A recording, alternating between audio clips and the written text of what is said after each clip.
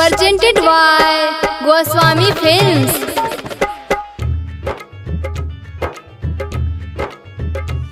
केहू दुख केहू खुशी मनावता,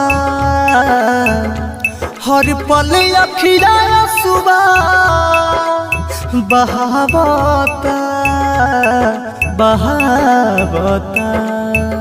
आरे मंगला से मौत भी ना आवता, हरे मंगला से मौत भी ना आवता।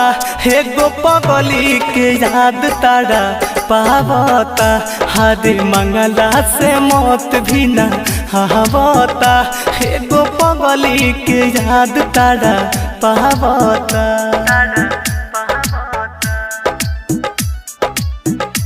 हरे मंगला से मौत भी ना आवता, एगो पगली के याद तारा पावता। DJ Arman Siddiqui Mairwa smart recording studio Mairwa. जहर खाई तो असर न कहतावे, होकर के देखे लाजिव हरतावे। लोग पागल आवारा हमके कहेला हो, का बताई चोट दिल के तना सहेला हो, का बताई चोट दिल के तना सहेला हो। कहाँ गइल खबर ना केहू बतावता, कहाँ गइल खबर ना केहू बतावता। एगो पगली के याद तारा पावता, हरे मंगला से मौत भी ना आवता।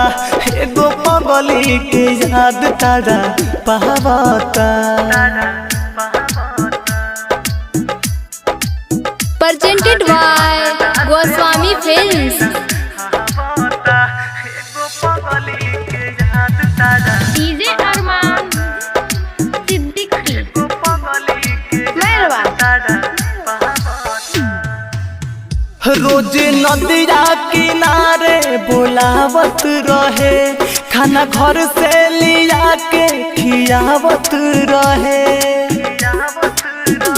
कभी नरस राजा लगे कहियो न आई, पर कस के जुदाई में तड़पा के मुआई, पर कस के जुदाई में तड़पा के मुआई।